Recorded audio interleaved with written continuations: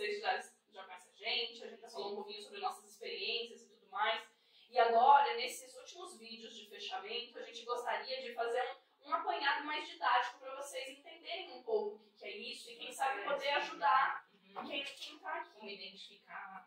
Então, nosso projeto é sobre o luto. Vamos começar por isso? O que é o luto? Daí vocês falam. Aí a gente vai falar o luto.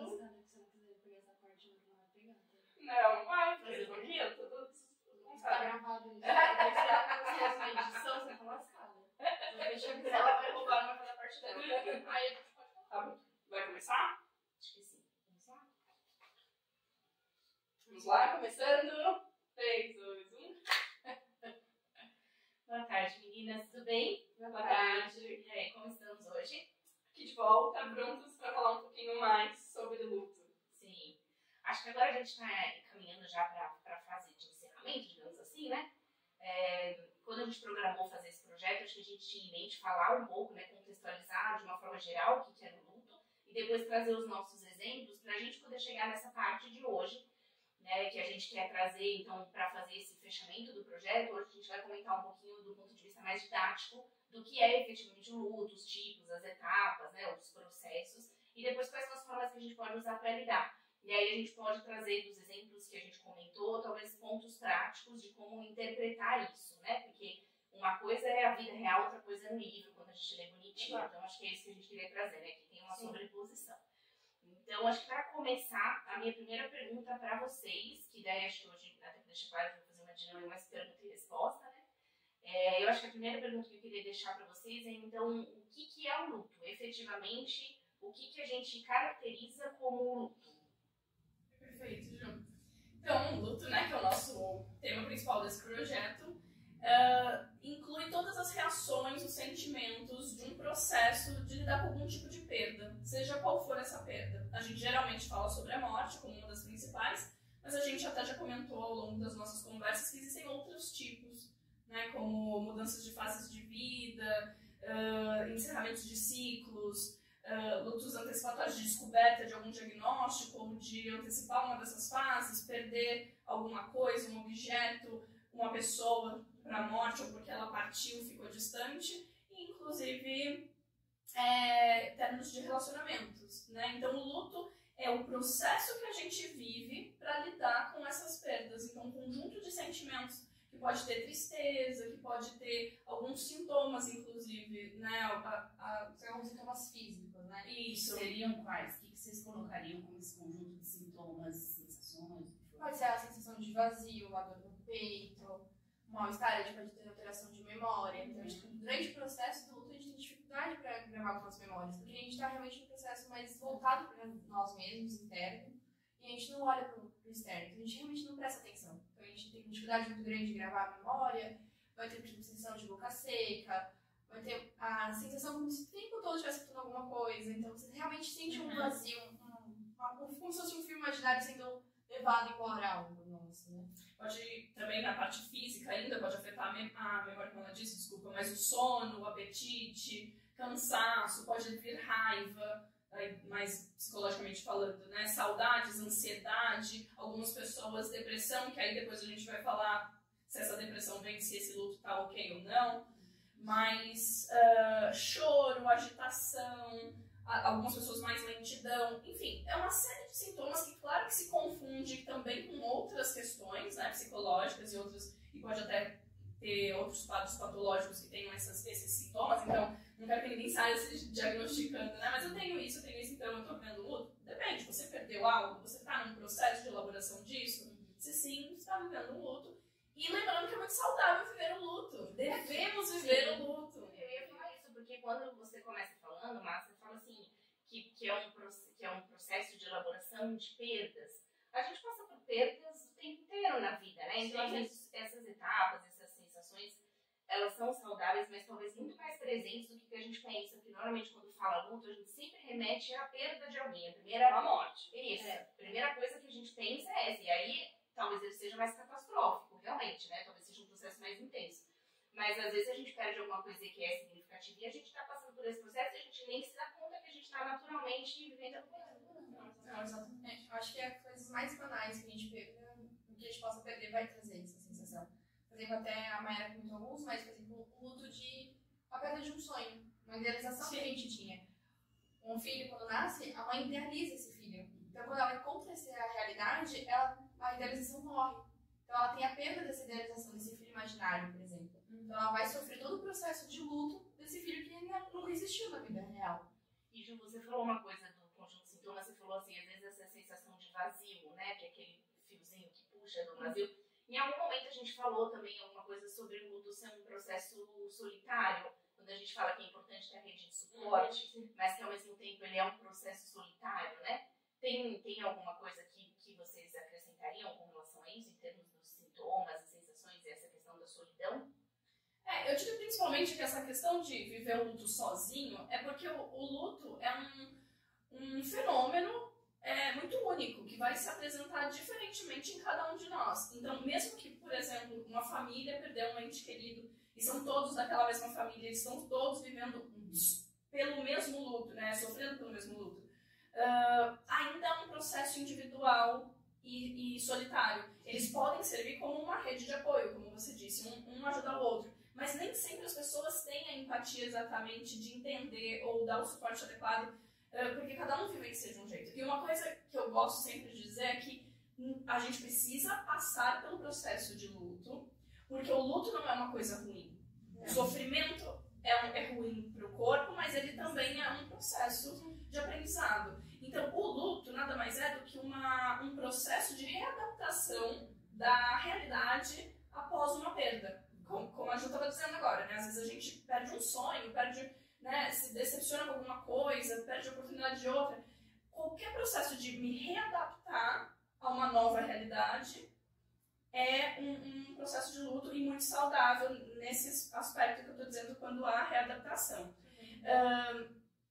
Lembrando que algumas pessoas se cobram, nossa, então para eu estar vivendo luto, eu tenho que chorar, né? Então eu tenho que ficar muito desesperada, então eu tenho que sentir isso, eu tenho que sentir... Não tem que sentir nada, e por isso também é um processo único, individual. Por que não? Algumas pessoas nunca vão chorar, algumas pessoas nunca vão expressar de certas maneiras, ou talvez nunca tenham aqueles sintomas, aqueles físicos ou psicológicos que a gente comentou, o que não quer dizer que elas não estão vivendo o luto, que depois eu vou explicar um pouco melhor em outra etapa. Mas, então, não se cobrar viver de uma determinada maneira. A questão do detalhe também tem como cada pessoa se relaciona com aquilo que perdeu, né? Então, um exemplo que a Mayara trouxe de uma família enlutada. Cada gente da família vai ter uma relação diferente com aquela pessoa que faleceu. Então, cada um vai sentir a dor de uma forma, porque tinha um tipo X de relacionamento, tinha um tipo X de sentimento. Cada um vai ter uma visão diferente. É o mesmo fenômeno, mas cada um vai estar em um ponto diferente desse fenômeno. E isso também vai um pouco, acho que, do que a gente comentou, que cada um tem um perfil também, né? Sim. Cada um tem uma personalidade, um jeito de encarar a vida, de entender a vida. Não é nem só, às vezes, pelo tipo de vínculo que tinha com a pessoa falecida ou com aquela situação. Mas também varia um pouco, eu acho que aí eu acho que seriam as reações, né? O comportamento, as reações da pessoa diante do mesmo luto, né? Que a mesma pessoa faleceu para todo mundo, mas cada um também reage de um jeito. Sim. Agora, só para acrescentar uma coisa, eu acho que, enquanto você estava falando, eu lembrei de algo também, que é uma analogia que às vezes eu fazia para alguns pacientes, que às vezes eu me perguntava, eu falava assim, por que eu estou passando por isso? E que eu gosto muito da linha horizontal da filosofia oriental, quando eles falam muito sobre abraçar as sombras, porque a dor, ela existe, ela está na natureza, faz parte, a gente não tem como fugir disso, e ela pode ser saudável, muitas vezes ela é saudável. Então, se você queima, meu exemplo de analogia, se você queima o dedo, que doeu, a dor te protege. Você se salva, você não vai deixar aquilo destruir o teu corpo. E aí você tem uma reação de retirada, quando a dor incomoda, você não precisa viver na dor, mas ela te trouxe uma proteção. E aí eu acho que a dor emocional psíquica é do mesmo jeito, mas aí a gente tem que ressignificar, elaborar, para daí a gente poder fazer o que a gente brinca, né, que seria o despertar no luto. Mas se a gente não encara e não vive também essa dor nesse processo, a gente não consegue. Minhas narinas lá infladas. Ai, desculpa aí, gente. Tivemos um contratempo. Mas é isso, eu acho que assim, se a gente encara também que a dor faz parte desse processo natural, a gente consegue daí depois trabalhar de alguma forma, né? A gente consegue resignificar de algum jeito. É um caminho, é um caminho, né? Essa ideia oriental, da filosofia oriental, vem como uma ideia de que o sofrimento, a dor, a doença, todos os desafios que a gente enfrenta são caminhos que nos levam a alguma prosperidade, alguma evolução, algum aprendizado, né? Então, claro, não quer dizer que eu devo sofrer aquilo para sempre como uma punição, mas que eu possa ter a chance de, a partir dali, me ressignificar. E isso é uma oportunidade valiosa. E a gente falou, acho que, bastante sobre tipos de luto, não sei se a gente abarcou a maioria, porque cada uma teve histórias diferentes, né? A gente teve contextos diferentes, mas a gente falou de alguns tipos de luto. Eu lembro da gente ter falado do antecipatório, e daí a gente até comentou um pouco o que é atrasado, o que não é. O luto clássico, que a gente conhece como a perda, né, de alguém mesmo, né, de um parente, amigo, mas em relação à morte. A gente falou de perda de sonhos, né, de maternidade, ou às vezes até de saúde. O que vocês diriam são os tipos mais comuns de luto, o que a gente conhece mais, que de repente é o que mais impacta mesmo aí no ser humano? Bom, você já disse alguns, né? A gente vai classificar os tipos como... Explique, eu só citei o que a gente falou. Todos os tipos têm a ver com perdas, né? E cada um tipo de perda é diferente. Mas vamos falar dos tipos, por exemplo, um luto comum. Um luto comum é aquele que, por qualquer razão, qualquer tipo de perda, você vive as etapas desse luto, de enfrentamento que a gente vai falar já e vai ficar muito mais claro, mas que não tem nada atípico ali interferindo. Então, aconteceu uma perda, a pessoa começa a viver tudo isso que a gente está falando, de ter alguns sintomas, algumas reações e reflexões, e ela vai entrando nesse processo de readaptação da realidade de forma esperada, o que não quer dizer que é fácil, mas que vai evoluindo, que tem que progride, mais orgânico. E depois ela se sente melhor em alguma etapa. Existe o luto antecipatório? Só um detalhe. Claro. Ele não tem um fim. Você falou que o processo, o processo luto, ele não vai ter um fim. Ele vai sendo modificado, como a Mayara trouxe antes, é uma readaptação. Então a gente vai estar sempre se readaptando. Então ele nunca chega naquele momento, pronto, comecei o luto hoje, terminei aqui no dia seguinte. Não. Vai ter um processo que vai ser iniciado, mas ele não vai chegar ao final. Porque ele está sempre em uma constante mudança ali. Então a gente vai sempre nessa... a Mayara sempre fala do Horus Boros. Isso ficou muito marcado por mim, porque realmente é isso. Ele vai ficar sempre indo e voltando. O começo e o fim, né? E é infinito. Eu nem sei se o que eu falei deu a entender que tinha um fim delimitado, e não é mesmo. É isso. Até porque readaptação é constante. A vida muda o tempo todo, né? Mas dizendo que não tem nenhuma interrupção muito grave, que não tem nada muito drástico que altere esse processo. 100% no luto, né? Claro, né? Exato. Aquele talvez não seja mais o tópico principal que guia aquela pessoa. Sim. Mas, de novo, não tem um momento que você fala, pronto, agora eu passei, realmente, acabou. Mas eu estou conseguindo me readaptar, estou conseguindo viver minha vida, estou conseguindo levar isso de forma saudável. Tá bem. Mas às vezes eu fico triste, choro, tudo bem? Sim, faz parte. Mas, exato, o quanto isso afeta a sua vida. E aí o que a gente falou muito, né, e até por minha causa, a gente falou muito nas nossas discussões sobre o luto antecipatório. O luto antecipatório, eu particularmente considero ele muito comum.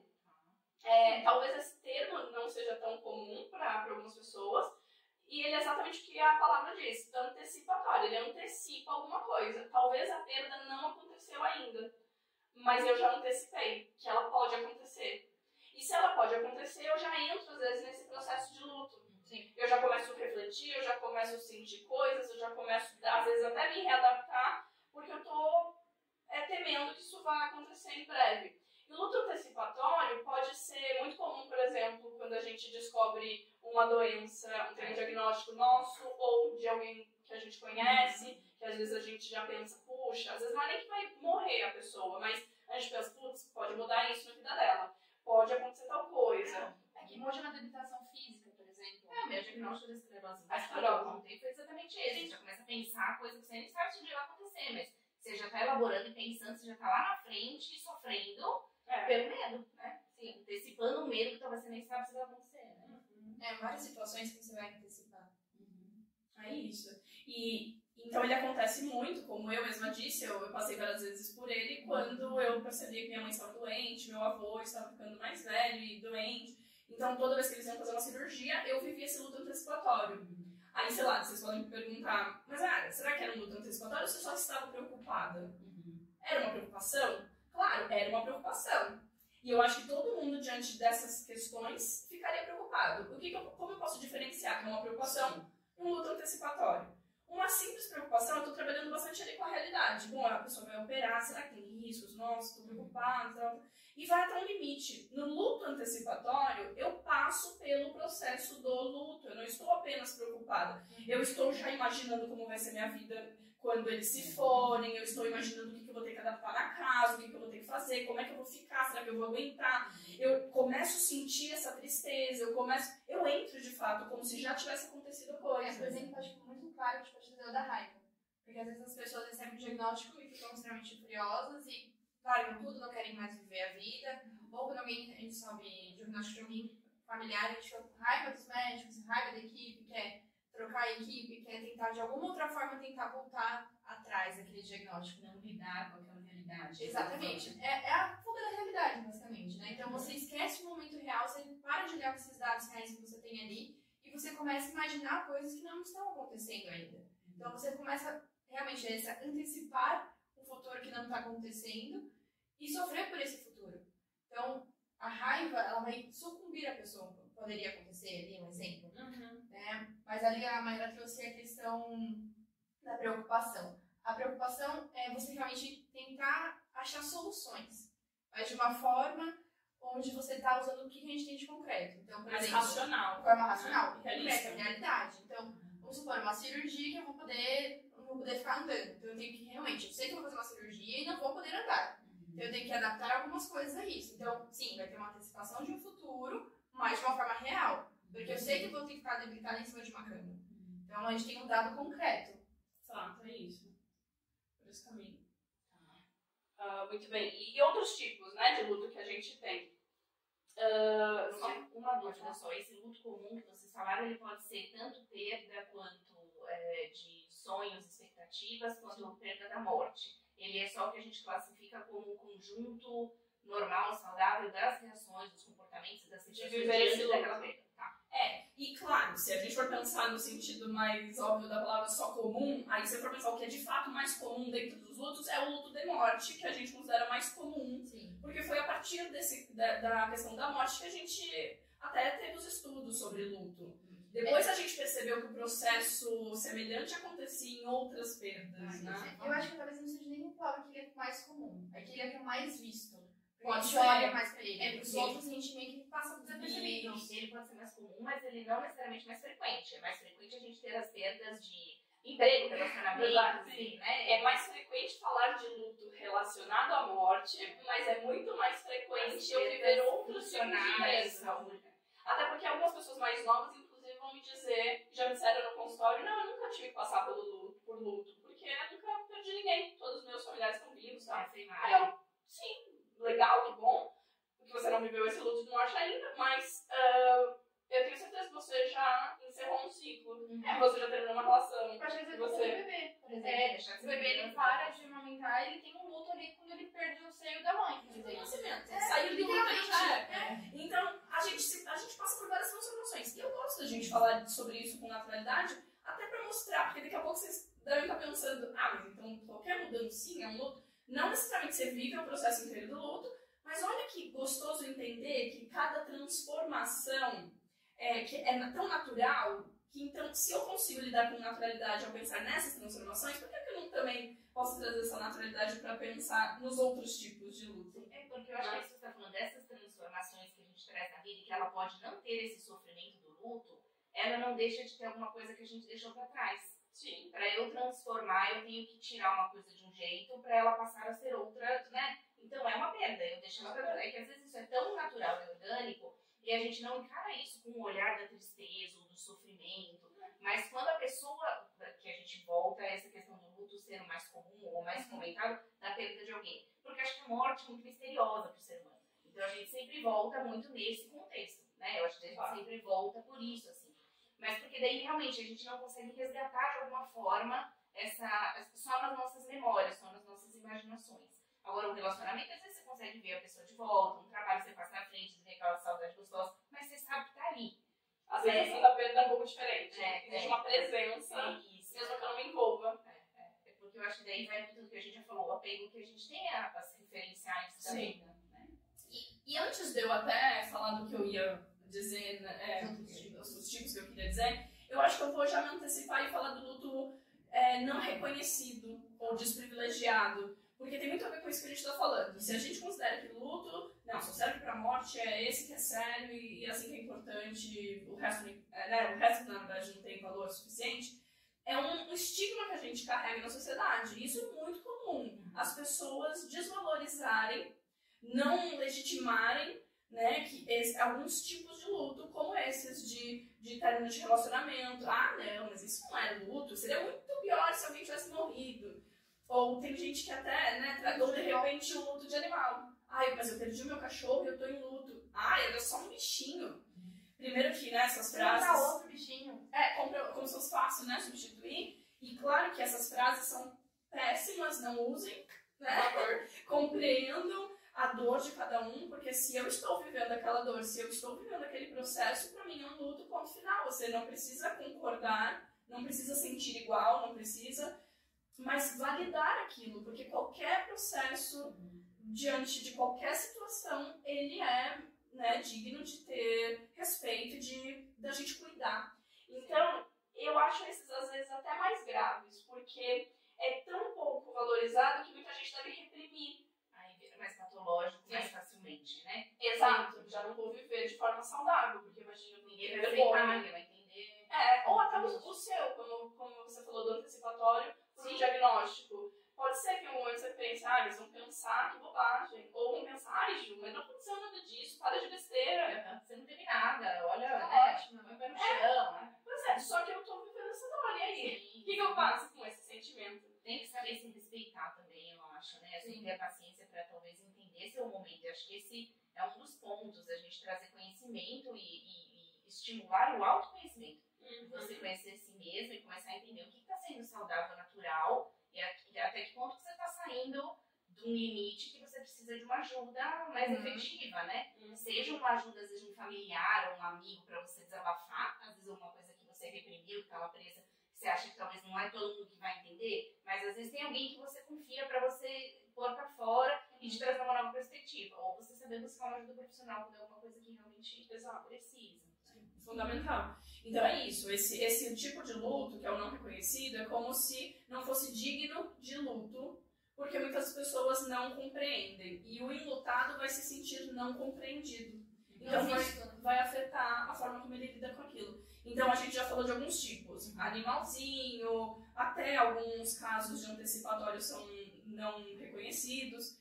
Eu acho que dos próprios sonhos, exato. expectativas, as de vida, perdas. você estava planejando, põe o pé na realidade, pense em outra coisa. Bola pra frente. Claro. E relacionamentos. O gestacional também, muitas pessoas têm um aborto, acabam levando adiante a gestação até o nascimento e acaba tendo um falecimento precoce desse neném. Enfim, tem uma série de outras coisas que podem acontecer que podem ser considerados não dignos, e a partir de agora, com esse conhecimento, vocês vão entender que são todos dignos e merecem atenção. A gente traz até um exemplo do meu luto, quando eu troquei de ciclos, né? Encerrei a adolescência e da escola, né? Saindo da adolescência, de fato, né? Da escola, e entrando na vida adulta da faculdade. Eu acho que é um ótimo exemplo disso. Que ali é um ciclo, e algumas pessoas não reconheciam por que ela estava sofrendo. Por que não faz sentido. Ela só tá, pronto, mudou, agora você vai de médico pra faculdade. Todo mundo vai passar por isso. Uma hora você vai estar na faculdade. E todo mundo vai viver vários lutos mesmo. Só que isso não quer dizer que é menos importante. Sim. Você sentiu que estava perdendo algo? Você teve um sofrimento em cima disso, então você viveu um luto. Mas aí eu vou até fazer um comentário, que eu acho que eu ia justamente falar isso. Falar assim, Ju, mas isso que você passou também todo mundo passa. Como que daí a gente consegue entender o que de repente ele é mais significativo para o que pode ser para você foi marcante essa transformação, esse processo, esse momento. Sim. E aí eu ia falar justamente aquilo que a gente estava falando um pouquinho antes, e que é o que a gente já comentou em outro momento também, que é da cascata do luto. Será que para você, naquele momento, aquilo não foi mais transformador e significativo? porque você já tinha vivido um luto super importante da tua tia quando você era mais nova? Porque daí talvez isso impacte também um pouco na nossa história de vida, que é o que a gente falou, a forma com que a gente encara, a forma com que eu fui criada na cultura que eu tive na minha casa, minha cultura familiar. Às vezes isso também determina como, não só como eu lido com o sofrimento, mas como eu encaro e como esse sofrimento surge para mim. Então, para algumas pessoas, pode ser que determinados processos são mais significativos. E para outras pessoas nem tanto, que pode ser às vezes essa cascata, que às vezes a gente deixou para trás, não olhou aquela uma perda, seja qual for, ou a gente não teve tempo, não conseguiu elaborar, e aquilo vai somando, né? Então, por isso que é importante a gente tentar, ao máximo, não ter o preconceito de trazer a nossa visão e projetar isso em cima, né? E dizer assim, não, mas todo mundo passa por isso, bola pra frente, né? É que eu trouxe esse exemplo meu porque eu realmente não acreditava que eu era um luto. Eu só vou descobrir que eu era um luto muito tempo depois.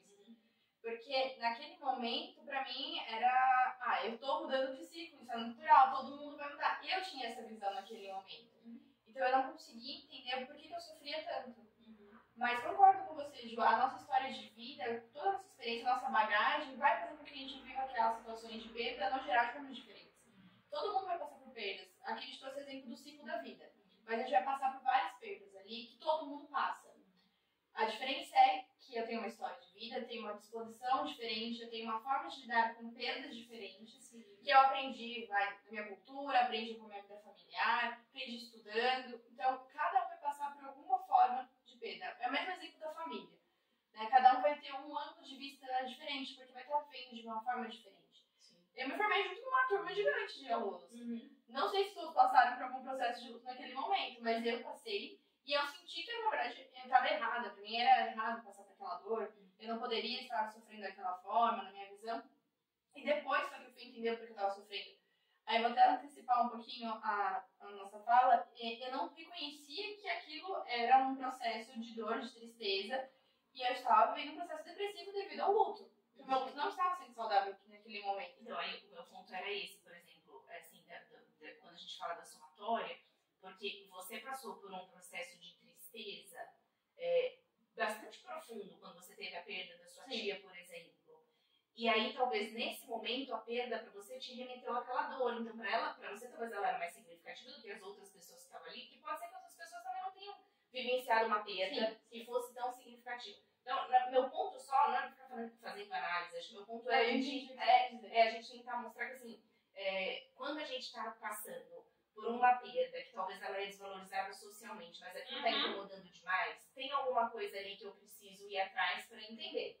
Né? Então, pra gente, por mais que de repente eu não queira me abrir com alguma pessoa mais próxima, mas para eu valorizar eu comigo mesmo, porque você mesma falou que você falava, é todo mundo igual, o que eu tô fazendo isso comigo? A gente se cobra internamente. E aí a gente também precisa aprender a respeitar, ter paciência com esse limite, porque senão a gente não consegue entender como elaborar isso, né? Como passar isso adiante, né? Sim, o luto anterior pode voltar, né? Porque quando a gente entra em processo de luto, a gente pode ter uma regressão e voltar para outros lutos que a gente já tenha vivido. Concordo com você, Ju.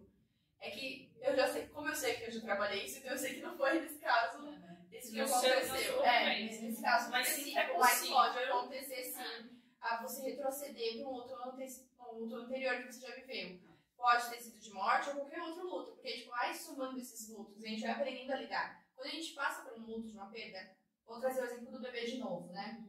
O bebê, quando ele nasce, ele sai do útero da mãe, ele sofre ali uma perda. E ele vai aprender a lidar com o externo. Ele vai ter, de novo, a própria imagem que a Mayara trouxe hoje, que é a readaptação. Ele vai se readaptar àquele ambiente novo. E assim por diante. Então, a gente vai aprendendo a lidar com as perdas cada vez mais. Então, como a gente comentou, todo processo de luto é muito importante a gente passar, porque a gente aprende algo com ele. Então, se a gente vai passar em um outro momento para um novo processo de luto, não vai ser igual ao anterior. Sim. A gente já aprendeu algo ali. Porque a gente já é outra pessoa, né? Exatamente. Já cresceu, já mudou. Sim, e a gente vai criando mais habilidades de readaptação, né? Então, também estamos dizendo que todo mundo vivencia vários lutos na vida e provavelmente lutos comuns e saudáveis, por isso que nem percebe. Sim. Porque, que nem esse exemplo do bebê, foi um luto saudável, ninguém percebeu. Exatamente. Como muita gente na troca da fase escolar também não percebe ou não sofre exatamente porque vive uma readaptação natural, e outras podem por uma série de fatores, e isso serve para todos os tipos de luto, a personalidade, a vivência que a pessoa tem naquela situação, a história de vida, as ferramentas, tudo isso. Você tem razão, Juliane, que tudo isso afeta, interfere e, portanto, algumas pessoas não vão vivenciar alguns lutos e outras vão. Sim. Né? Também tem, aí já que a gente está falando justamente sobre algumas viverem e outras não, tem o luto complicado e o luto patológico. Então, essa vivência natural que eu estou chamando é um luto saudável. O que não é um luto saudável? Aí a gente tem uma bandeirinha primeiro, que é do luto complicado. O luto complicado é um luto que, em vez de eu ir vendo um progresso, mesmo que muito lento acontecendo, eu começo a ver que, na verdade, a pessoa está piorando. Ou que a perda é quase como o centro da atenção dela na rotina, e tudo gira em torno daquilo, e aquilo ainda traz muito peso, e tá muito difícil, talvez prolongando muito essa fase de sofrimento. Mas aí vocês também podem perguntar, mas espera, vocês não falaram que não tem um tempo, que não tem começo, meio e fim determinado? Como é que eu sei que está prolongando? Sim. Realmente, não tem um tempo específico, mas geralmente a gente muda de comportamentos, ou em algumas teorias de fases, de estágios, mas que a gente estava falando hoje que era comportamento mais ideal. E porque eu vejo mesmo que muito lentamente algum progresso, alguma transformação positiva. Quando não tem, eu posso ficar com um alerta ali, esse luto está mais complicado, é um luto complicado que merece atenção. Ele ainda não é patológico, ele talvez seja só mais complicado, então eu vou dar mais ferramentas, de repente, mais demorado, de repente aquela pessoa precisa de mais apoio, precisa de apoio às vezes de profissionais, ou às vezes é o tempo que vai lidar com aquilo, mas que quanto mais consciência essa pessoa tiver, melhor. Aí tá, aí supondo que ficou desse jeito e não melhorou, e tá impactando no dia a dia. Então não só eu não estou conseguindo readaptar minha rotina, como eu estou prejudicando seriamente minha rotina. Então algumas vezes vai interferir no trabalho, claro que no começo de novo, o que é começo, né? Mas inicialmente é sempre comum que interfira alguma coisa. Mas, de novo, a gente sempre com aquela intenção de buscar outras saídas. Ter um dia melhor, né? Um dia seguinte melhor. De prosperar naquilo. Eu acho que, só exemplificando um pouco, vamos usar o luto de morte como exemplo. Claro que quando a gente vai perder um ente querido, a gente vai ficar alguns dias sem trabalhar, que é natural. Sim. Porque você tem um processo a ser feito de coisas também para readaptação. Então, desde questão de organização de casa, organização de documentação, para todo o processo do velório, por exemplo. Então, ali é natural, você não vai ter a sua rotina prejudicada, você não vai ter o seu dia de trabalho esperado, porque ali tem um porquê por trás, que é a morte, que você precisa fazer algumas coisas. Agora, você começa a focar continuamente no seu trabalho, você não consegue levantar da cama para ir trabalhar, você não consegue levantar da cama para ir fazer alguma coisa que você planejava, que precisava realmente da sua atenção, do seu desempenho, aí a gente tem uma situação diferente. Que aí já começa a cair nessa parte da patologia, que pode vir um processo depressivo junto. Isso. Aí já é patológico, porque temos agora uma doença instalada. E isso pode psicossomatizar de maneiras diversas, tá? Algumas pessoas podem apresentar irritações, alergias, problemas na pele, questões gastrointestinais, outras questões psicológicas, e geralmente é a depressão, entendeu? Então, quando há uma dificuldade, além do que a gente espera desses processos, e quando a gente fala das fases, comportamentos, estágios, vai ficar mais fácil de entender quando está patológico, a gente começa a falar que essa pessoa precisa de alguma ajuda, e que aí o processo de luto não está acontecendo da maneira esperada. E como que vocês diferenciariam, por exemplo, isso que você falou, pode se instalar um processo de depressão comum, né, dos processos psicossomáticos? Como que vocês definiriam ou diferenciariam a tristeza do luto e a tristeza da depressão, ou a depressão em si? Porque eu entendo que os dois processos, o processo do luto e a depressão como doença, elas podem trazer o sintoma da tristeza. Sim. Mas existe uma diferença entre tristeza e depressão? Sim.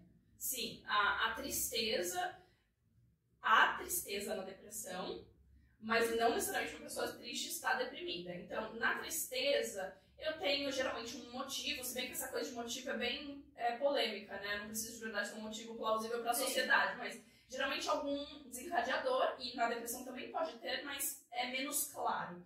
Então, eu tenho um motivo que me deixou triste, que eu passo por aquele sentimento, que eu vivo um pouco daquilo, mas que geralmente ele não permanece. ele é pouco duradouro. E às vezes são episódios também. E geralmente as pessoas conseguem fazer sua vida normalmente, não tem impacto na rotina. Eu acho que a gente pode trazer uma palavrinha para trazer uma diferença, acrescentar aí um impacto que você trouxe, é a profundidade daquele sofrimento, daquela tristeza. A tristeza, ela vai vir de uma forma mais superficial. A gente fica triste, mas a gente consegue viver.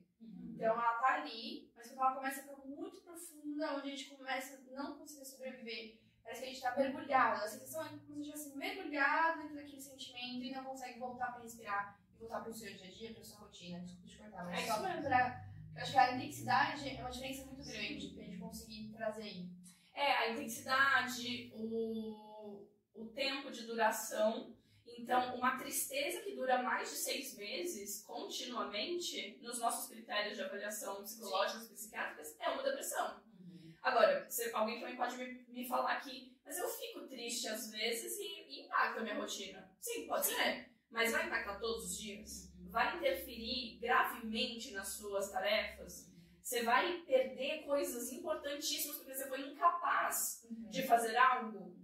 Provavelmente não. Talvez você faça mesmo triste, mesmo mal feito, né? Muitas aspas, isso que eu não gosto desses julgamentos, mas... afetando a qualidade. Agora, na depressão, parece que você não tem nenhum controle daquilo. É uma coisa muito maior e que geralmente vem acompanhada de outros sintomas também, que impactam fisicamente, emocionalmente, prolongadamente e interfere. Então, toda tristeza tem que ser olhada. Quando ela vai progredindo, tudo bem. Se não, a gente novamente considera que tem sintomas depressivos até que se feche um diagnóstico. Tá? Acrescentando um detalhe, a tristeza, quando a gente fica triste, mas a gente não fica o tempo todo triste. Também. A gente vai ter outros sentimentos, porque na verdade qualquer um vai ficar triste. Uma lembrança, que às vezes faz a gente rir, né? Exatamente. Tira a gente daquela dor o tempo inteiro, né? E às vezes a gente consegue talvez se distrair também com outras pessoas, com outros contextos, né? A gente vai viver a vida normal, então vai ter oscilações de humor, como a gente tem normal no nosso cotidiano. Na depressão a gente não vai ter essa oscilação, porque até a piadinha não vai parecer uma piada, vai ficar realmente ainda pesado em cima, então não vai subir um pouquinho pra felicidade ou por exemplo, pra um momento de mais neutralidade.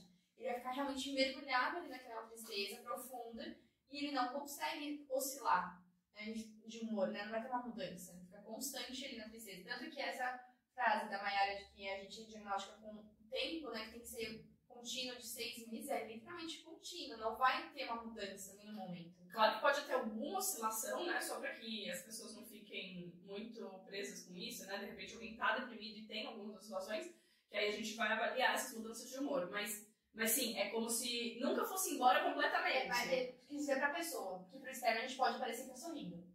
Também. Tem esse detalhe que é importante, né? Porque a gente pode muito bem abrir um sorriso pra uma foto e fingir que tá tudo bem, porque as pessoas cobram que a gente esteja bem. Mas internamente a tristeza vai estar constante. Você pode até rir daquela piada socialmente pra agradar as pessoas, mas a dor tá ali. O momento existe uma depressão ali, mesmo que não o tempo todo. Sim, a gente pode aparente. Dando um exemplo da ideação suicida. Acho que todo mundo já deve ter visto alguma vez algum famoso que veio a falecer, que pouco antes, que cometeu suicídio, obviamente, que estava sorrindo em fotos, estava super feliz. E a gente sabe que, na verdade, aquela felicidade era uma felicidade fantasiosa, era uma máscara. E perto daquele momentinho da morte, antes, ele tá realmente feliz um pouco mais, porque ele vai se aliviar. A dor dele vai acabar.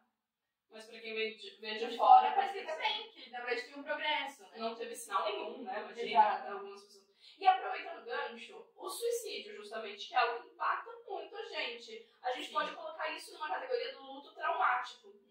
Então, o que seria esse luto traumático? É um luto em que geralmente tem suicídio, acidentes, alguma catástrofe, mortes prematuras, às vezes, sabe, ataques terroristas, bomba, alguma coisa que é inesperado, que existe o luto coletivo também, né? Aproveitando. Desculpa, Não, ele normalmente coletivo ele vai ser traumático também, né? Sim, geralmente é traumático. Um avião, uma explosão, como você falou. Isso, então já vamos por aí. Existe o luto coletivo. O luto coletivo é quando muita gente morre numa mesma catástrofe, acidente, acontecimento, uma queda de avião, um ataque, enfim, qualquer coisa. Um acidente de carro, de ônibus. E aí quer dizer que muitas pessoas e muitas famílias diferentes, e temos algo que impacta geralmente a sociedade, né, que a gente vê nas notícias, que muita gente, às vezes que não tem nenhuma relação com as pessoas envolvidas, pode sentir essa sensação do luto coletivo, que há uma ameaça coletiva, que pode atacar, atingir qualquer um de nós. Eu ia trazer um exemplo, que recentemente teve um ataque nas escolas, né? E algumas crianças acabaram de falecer, e isso a gente consegue ver, visualizar como esse movimento afetou as outras escolas. Todas as outras escolas estão começando a colocar grade, proteção a mais, reforçar, e os pais ficaram muito mais receosos. No dia do ataque, depois que foi divulgado, muitos pais foram buscar os filhos. Perto da minha casa tem várias escolas, e eu vi esse movimento na hora do almoço, todos os pais saindo desesperados para buscar os filhos nas escolas. Sim. E até nós que não temos nenhuma relação com escolas, a gente vendo isso em reportagem, afeta um pouco o nosso emocional. Mais empatia, eu acho, né? Sim. Mas é um pouco além da empatia. Sim. Mas será que todo mundo está vivendo o luto por causa disso? Não. Algumas pessoas estão vivendo aquilo que a gente falou de preocupação, de alerta, de empatia apenas. E outras estão vivendo o luto, já se preparando, adaptando uma rotina ali, já imaginando o pior. Então então tem isso, o luto coletivo. E aí tem o luto traumático. Uma coisa dessas que a gente está falando do luto coletivo é traumática também, mas nem todo vai ser.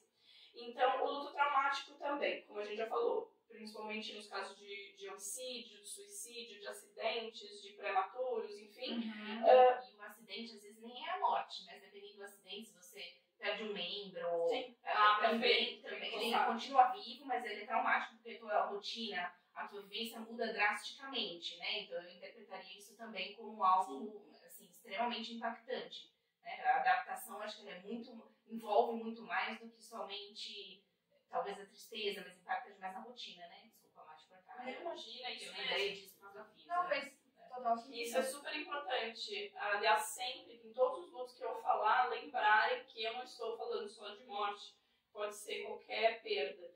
Então, isso é muito importante. Inclusive, a pessoa que viveu uma coisa dessas traumáticas e que não morreu, ela também vai ter um processo bastante difícil de luto e geralmente vai ter flashbacks e pode ter aquilo voltando o tempo todo, repassando essa cena, pode ter mais pesadelos. Então, essa pessoa já vai ter outros sintomas, mas afetando o sono, afetando a rotina de uma outra forma. Então, esses lutos traumáticos, eles causam muita dor porque você... É totalmente inesperado. Então, claro que alguns outros também são inesperados, mas gera muita comoção, raiva, medo e aquela coisa de eu não tive a oportunidade de me despedir. Né? A coisa foi muito repentina. Então, isso para quem perde, para o enlutado, ou até para a pessoa que viveu aquilo. Fica sempre uma questão da raiva, do que eu podia ter feito para evitar e qualquer coisa do tipo. Então, o luto traumático tem mais chances de ser um luto complicado. Sim, agora. Tem mais relação, talvez, com ser patológico. Sim, pode ser mais patológico, mais complicado, ou só ficando complicado. Pode ser, enfim, que afete um monte de coisas, mas geralmente é mais complicado. Não só ele, né? Acho que qualquer um dos lutos que a gente for parar pra pensar, eles podem sofrer essa alteração pra virar um luto patológico ou complicado. É que ele tem um pontinho a mais, digamos assim, né? Que é um choque, né? Porque dele não tem como ser antecipatório, por exemplo, nunca. Esse não vai ter um luto antecipatório. A melhor é que a gente não viva sempre antecipando que pode acontecer um acidente. Eu acho que a gente deixa essa reserva de sofrimento para quando vem uma doença, um diagnóstico, aí a gente permite viver esse luto antecipatório. Apesar que, por exemplo, da Mayara, ela estava vivendo um luto antecipatório e não tinha bem um diagnóstico ali, 100%. Mas era pontual, porque daí era uma ligação dizendo assim, olha, tem um problema de saúde. Aí você fala, agora é sério. Agora vai. Não quer dizer que a gente não pode antecipar o medo de ter um luto traumático. O que a gente está dizendo é que no luto traumático, quem está vivendo o luto traumático, ele nunca será antecipatório. Mas todos nós temos medos de sofrer um trauma, um acidente, isso sim. Muito bem. E que mais? Temos outros lutos que eu acho que são 3 importantes, que tem mais a ver com o jeito de lidar com eles. Então vamos dizer assim, eu separaria de uma maneira. Existe o luto comum, que é a forma saudável dele se manifestar. E existe o luto complicado e o patológico, que seria o oposto a esse.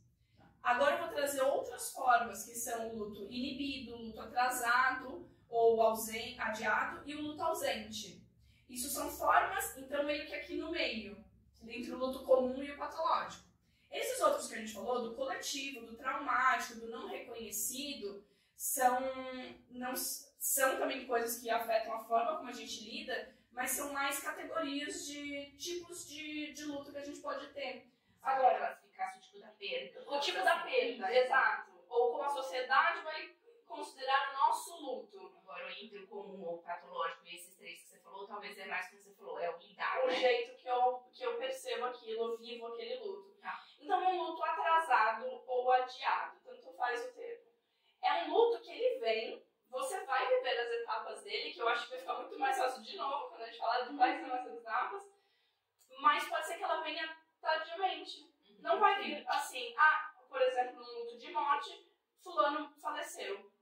Pode ser que naquele momento eu não sinta nada. Pode ser que eu não me dê conta. Pode ser que eu não manifeste nada das etapas do luto, ou nenhum sintoma. Mas eventualmente isso vai aparecer.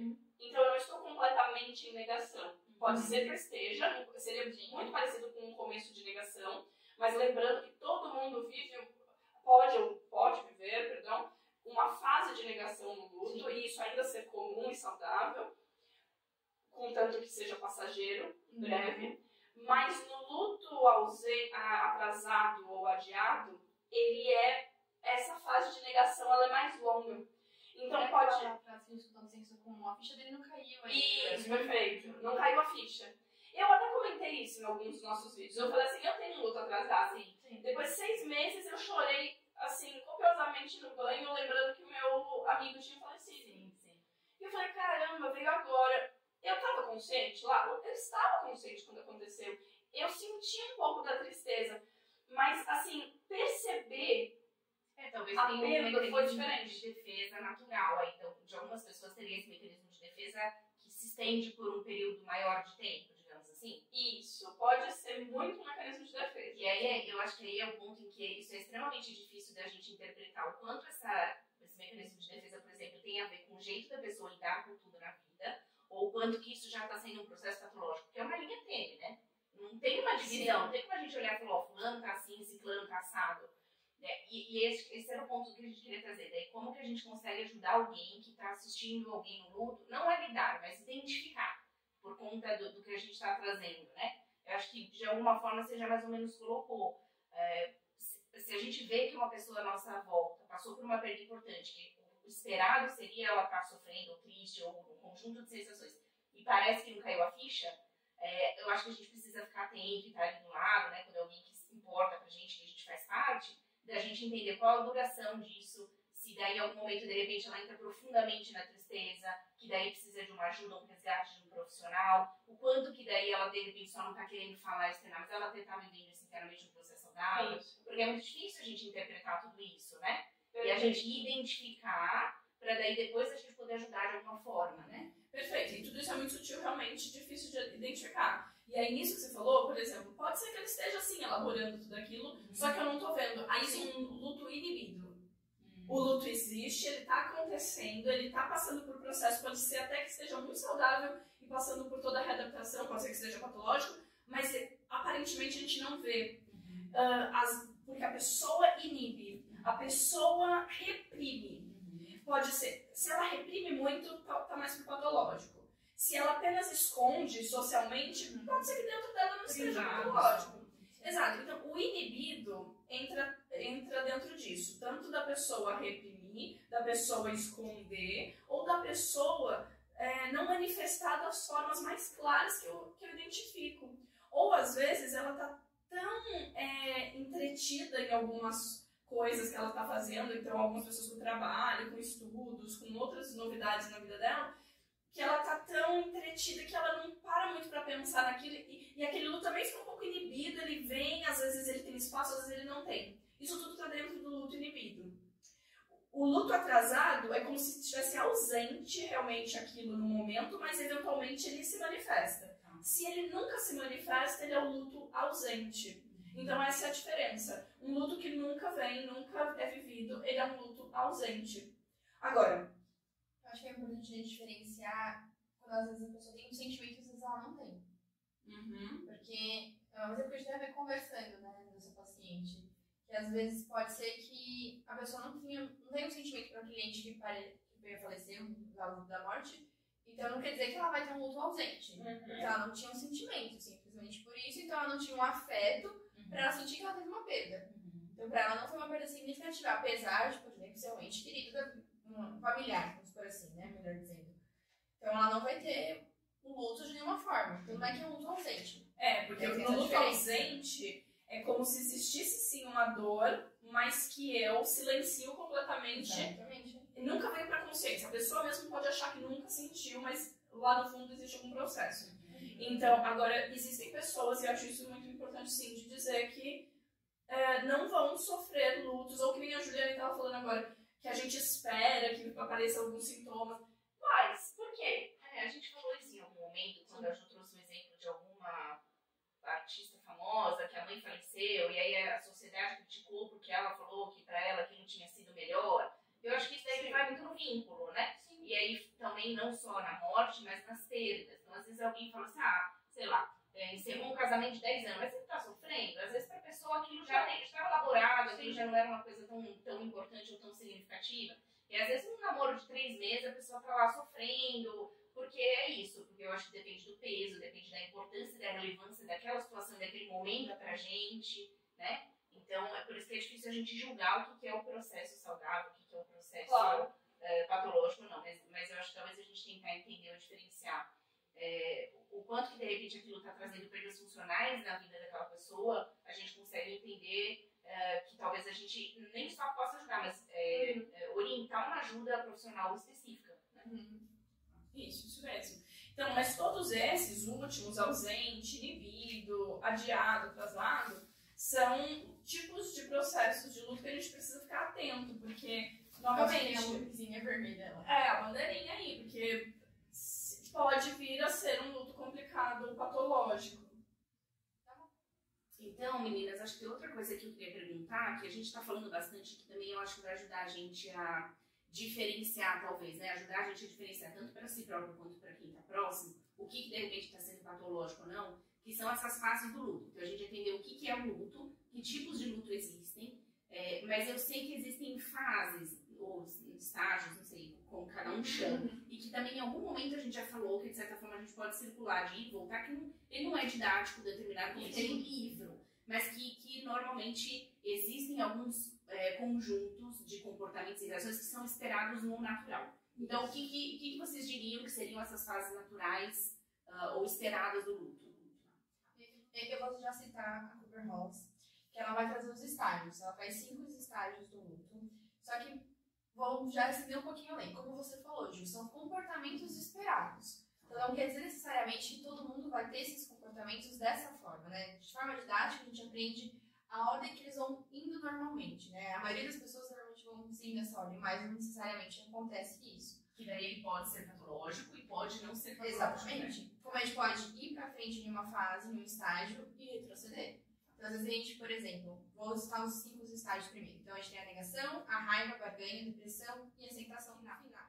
Seria mais encaminhando um pouquinho mais para esse desfecho de um luto, que é quando você aceita ele. Então, a gente pode ter, por exemplo, eu estar na negação e pular, num certo momento, para a barganha. E a barganha seria o terceiro estágio. E eu voltar depois para o processo da raiva. E assim oscilar um pouquinho, né? Mas vou explicar um pouquinho de cada um. A negação, por exemplo, é quando a gente primeiro não aceita. Então, aquele choque da realidade, onde vou usar o exemplo da morte para exemplificar, que é um pouquinho mais fácil.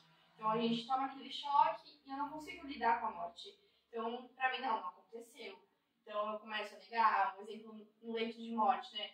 Não, doutor, faz uma massagem cardíaca, ele vai voltar e não aceita que pare a massagem cardíaca, por exemplo. E naqueles primeiros momentos, a pessoa continua negando. Então, mesmo posterior ao velório, ela não aceita que aquilo aconteceu.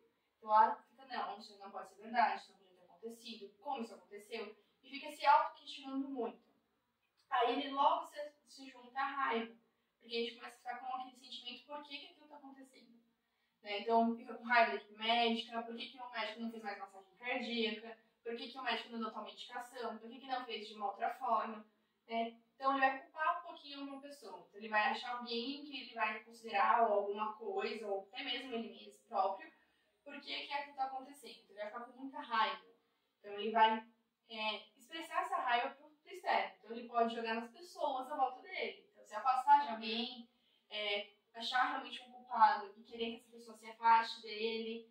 Um exemplo de um acidente que a gente trouxe do traumático, então, o motorista sobrevive e a pessoa que estava junto veio a falecer. Então, ele culpabiliza esse motorista e quer essa pessoa mais longe possível porque ele fica com muita raiva daquela pessoa.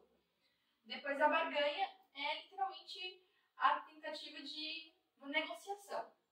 Muitas pessoas vão usar a religião nesse momento, então tenta negociar com Deus. Então, olha, Deus, não leve fulano, me leve no lugar, devolva ele e me leve. Que eu acho que a frase mais comum que a gente escuta nessa etapa é essa de vamos negociar, né? Ali, vamos trocar. Por que você levou ele, mas por que ele não me levou? Quando a gente fez até no início para apresentar o nosso projeto, a gente fez aquela live sobre o filme. No próprio filme ele faz isso, né? Nas cartas que ele escrevia, ele colocou um pouco da barganha ali. Aparece a fase da barganha nele. Que ele questiona, né? A morte, por que você levou e não me levou no lugar?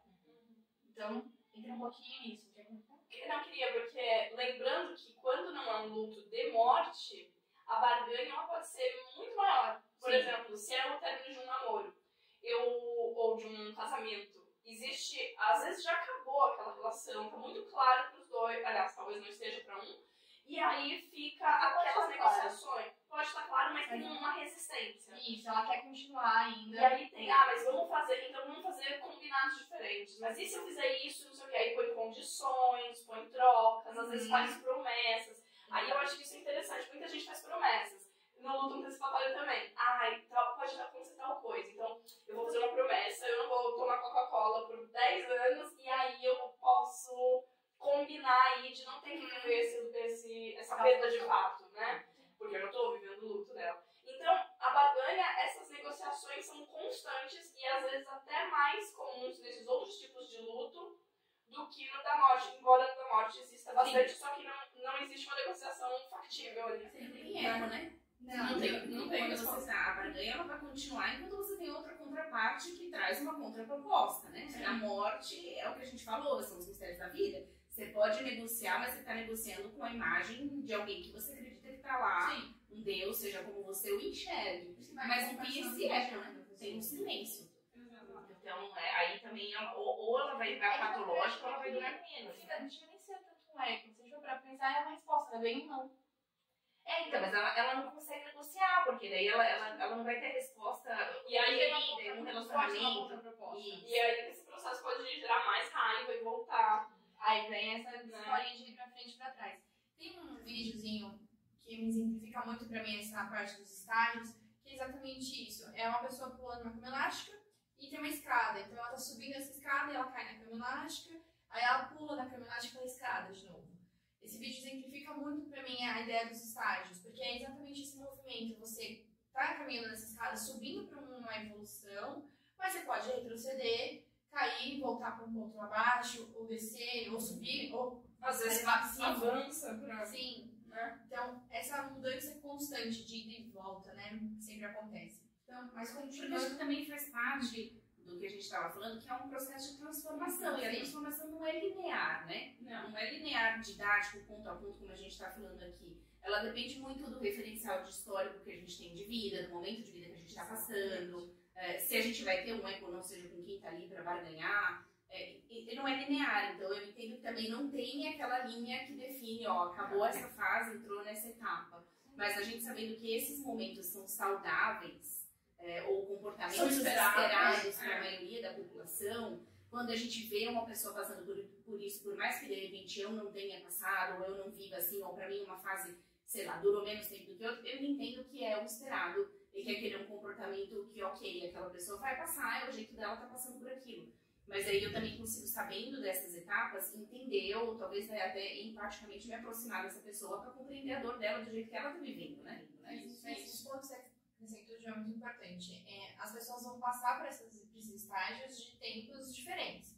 Mas às vezes a pessoa pode ficar fixada em um deles e não conseguir avançar e ficar presa. Aí precisaria também de uma ajuda. Porque já seria um patológico. Exatamente. O quadro patológico, pelo que eu entendo, ele não necessariamente significa a depressão, que é só o quadro, por exemplo, é o estágio da tristeza profunda ou da depressão profunda, e a pessoa ficou ali. Eu entendo que o patológico pode ser que às vezes ela está muito tempo negando, é um mecanismo de defesa muito intenso, né, assim, muito importante. Ou, por exemplo, da raiva, ela começa a ter prejuízos com outras pessoas à volta porque ela está só naquele momento. A via de regra, esse que você está escrevendo seria o complicado. Que se não consegue sair de alguma coisa disso, aí com certeza é patológico, mesmo que não seja exatamente com depressão. Você tem razão. Não necessariamente a pessoa está doente, depressiva, com várias psicossomatizações, mas não melhora nunca. Agora, às vezes melhora um pouco, mas piora, mas depois volta. Isso tudo que vocês escreveram é complicado. É o complicado, né? Não é que eu estou dizendo que é qualidade de complicado. Mas eu acho que a parte da ficar fixado em uma fase, em um estágio, ele é muito mais patológico. Não, é uma coisa muito parecida. O que dita isso é o tempo. Sim. Se ele fica... eu nunca saio da negação. A princípio é complicado, é um luto complicado. Mas peraí, ficou muito aqui, é patológico? Sim. Mas eu ainda tenho esperanças de que isso possa... Porque como a gente não é linear, eu tenho esperança de que ele pode avançar. Agora, se ele não avança, aí sim, realmente é patológico. É que a princípio a gente não usa muito essa coisa do complicado no dia a dia. É um luto saudável e patológico. Então você tem razão. E até porque, assim, independente de ser patológico ou complicado a denominação, a pessoa está tendo algum prejuízo. E aí ela pode estar buscando ajuda. Então, eu interpretaria que a pessoa que está buscando ajuda e está buscando um tratamento para se resolver deste luto, está sempre no complicado, se for pelo que a Mayara está colocando. Porque ela vai ter sempre tentativa de estar melhorando alguma coisa. Dificilmente alguém... Talvez você até pegue um quadro muito refratário que a pessoa nunca tratou, não buscou ajuda. Mas a partir do momento que você busca uma ajuda profissional, eu acho que você está sempre tentando alavancar. Aí você vai num ponto, vai no outro. Então, do ponto de vista prático, o importante é que se você estanca muito uma dessas fases ou começa a ter os prejuízos, eu acho que é a hora de você buscar uma ajuda profissional e ver quem consegue te ajudar. Psiquiatra com medicação, psicólogo com terapia, grupos de autoajuda, o que for. É que a gente vai conhecer mais sobre o assunto, entrar em contato. Sim, é isso. E sim, essa é a beleza de ser um processo. Ele é um processo, ele é mudável. É mudável o tempo todo. Então, você pode trabalhar o tempo todo. Tem uma elasticidade. Tem. E você pode se surpreender. Agora, é normal? Mas então se eu tive negação, se eu tive raiva, se eu tive vergonha, é normal? É normal e é esperado. E é a fase do luto. São fases do luto, sim, comuns. Só queria acrescentar um detalhe. A gente está falando de procurar ajuda somente quando chegar nesse momento. Às vezes a pessoa gostaria de procurar ajuda só porque está passando por um luto e queria que esse luto fosse mais saudável possível. Faça isso. Então também pode, tá, gente? Autoconhecimento, psicoterapia também é bem-vinda nesse outro aspecto. Claro. Só para deixar esse detalhe, porque a gente vem enfatizando muito de procurar ajuda quando está nesse patológico, né? Mas a gente pode procurar ajuda mesmo que não esteja nesse nível. Sim, claro, deve procurar ajuda sempre. E eu colocaria mais um ponto, né? Muitas vezes a gente fala do patológico, do complicado, parece uma coisa de um prognóstico fechado, determinante, do tipo, aí, o problema patológico acabou. Cruzou essa linha, você nunca mais vai sair, não é isso. Tanto que vai ser o exemplo do filme, do Beleza Oculta, que a gente fez a live. Se a gente pega o filme recortadinho ali, a gente não sabe qual foi o processo de luto da esposa. Porque ali não conta. Só conta ela já no momento bem resolvida. Pode ser que ela já se resolveu bem desde sempre, pode ser que não. Mas comparando ela e ele talvez estivesse num luto complicado, patológico, mas ele consegue ter um desfecho positivo. Ele consegue resgatar a vida dele, ele consegue se organizar, buscando ajuda ou tendo suporte das pessoas que se mobilizam a ajudá-lo, direto ou indiretamente, e ele vai passando pelo processo do jeito dele até que ele consegue caminhar. É que quando às vezes a gente está sofrendo muito, buscar ajuda alavanca a gente a passar por esse processo de uma forma mais leve, né? Eu acho que esse é o ponto. Então, se a gente tentar evitar as perdas, as perdas secundárias que a gente pode ter diante de um luto complicado, né? De um luto patológico. Acho que é mais esse ponto. Aí a gente pode até entrar um pouquinho na outra fase, que é outro estágio que é a depressão. Então, a gente vai passar por um processo mais depressivo, que é uma tristeza um pouco mais profunda, que é uma tristeza que marca ali, porque você vai realmente parar para sofrer um momento. Então, você vai chegar numa situação que você vai ter que pôr para fora aquele sentimento de dor. E com isso pode vir outras perdas juntas. Então, aquele quadro pode ter uma complicação ou às vezes não.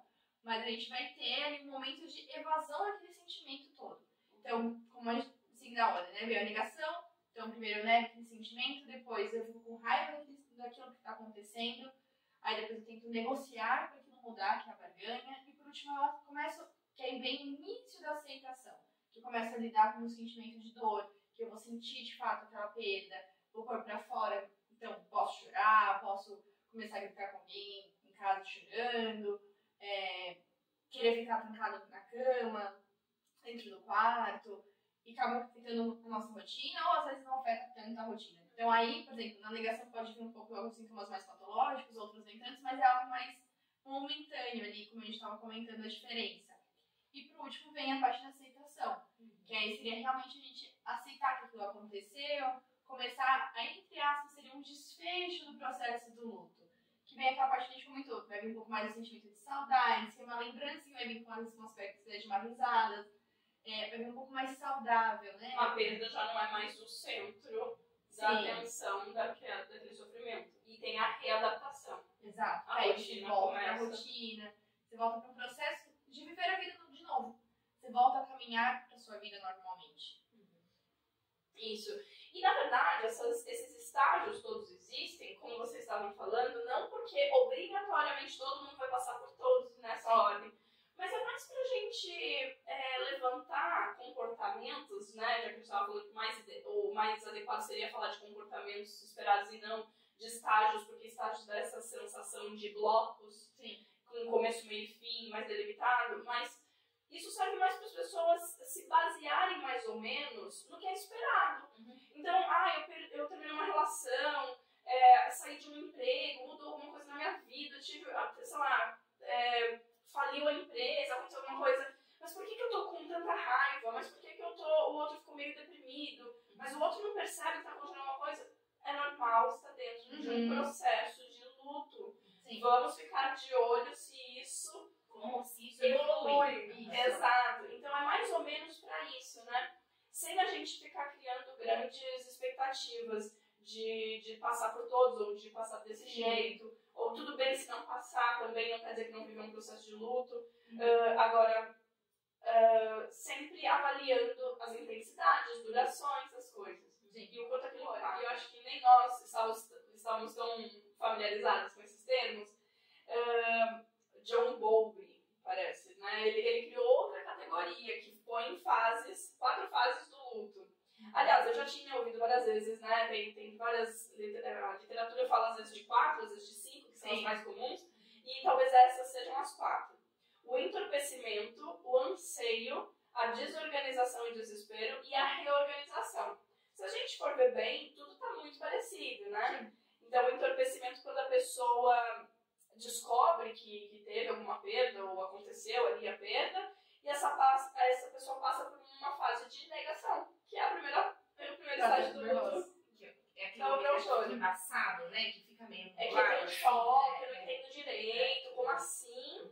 Ou até negar completamente. E aí tem mais aflição nessa fase, você não sabe muito o que fazer. E aí, conforme esse autor, pode durar de horas a semanas.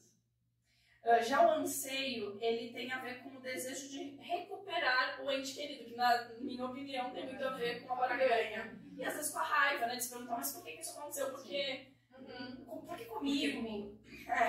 Então a gente fica tentando imaginar, às vezes essa pessoa enlutada começa a ter muitos sonhos, começa a ter muitas lembranças, fica inquieta, às vezes só quer falar sobre o assunto, ou às vezes não quer, aí a gente começa a perceber que está voltando um pouco pro entorpecimento. Mas enfim, depois vem a desorganização e o desespero, que também me parece um pouco de raiva e depressão, né? Que são sentimentos de tristeza, raiva, às vezes não aceitação novamente, e essa pessoa se sente abandonada. Né? Seja porque terminou uma relação, seja porque não deu certo os negócios, como se eu ficasse aquém daquilo, fiquei desamparada de alguma maneira. E às vezes essas pessoas se sentem incapazes de fazer algo, tem muita dificuldade de voltar à rotina. Então, se essa é a desorganização, a próxima etapa seria saudável, né? Seria a reorganização, que é a aceitação, que é a readaptação que a gente chama do luto. Então, a gente elabora um pouco mais as perdas, consegue lidar com outro sentimento mais de saudade, como você falou. Está sendo repetitivo porque são só maneiras diferentes de falar uma mesma coisa mesmo, né? E ainda começa a se adaptar às modificações causadas por essa perda. Aí começa a retomada de atividades rotineiras, de forma mais saudável. Então percebe que a gente estuda e a gente sempre vê comportamentos muito parecidos. Sim. Por isso que eu acho que a palavra comportamento se encaixa até um pouquinho melhor. Porque são comportamentos esperados que às vezes a pessoa possa ter, mas não é obrigatório que ela tenha. Como a Má comentou, são dois autores diferentes, né? Por exemplo, a Kubler-Ross traz uma ideia um pouco mais recente, o John Bowlby, ele já é um pouquinho mais antigo, mas ambos estão falando as mesmas coisas, só que de nomes diferentes, mas a gente consegue ver que são etapas, fases, estágios, comportamentos, não importa o lado que a gente traga, que talvez a pessoa passe. Mas não quer dizer obrigatoriamente nessa sequência. Então, durante o processo do luto, vai passar, às vezes, em algum momento que vai esbarrar um pouquinho nisso. Aí voltamos para a questão, né, do começo, meio e fim, do Horus Boreas, que não tem realmente um final conclusivo. Então, você vai oscilar, às vezes, nisso. Então, pode ser que em um outro momento você desperte uma raiva, uma infúria naquela situação, mesmo que você já chegando perto da aceitação. Eu gosto desses termos, como a Ana colocou, que a gente falando muito comum, a gente conhece bem esses que a gente falou primeiro, né, da Kubler-Ross, mas eu acho que essa palavra encaixa muito bem, desorganização, porque para quem já passou qualquer processo de luto mais intenso, independente qual tipo ou qual forma for, a gente fica, como a Ju falou, às vezes a memória fica meio turvada e a gente às vezes não consegue operar ou funcionar como a gente gostaria, mesmo no trabalho. Então, eu consigo ir trabalhar, eu vou, mas eu não consigo fazer do jeito que eu tinha que estar fazendo. Ou eu faço uma coisa e eu esqueci a outra.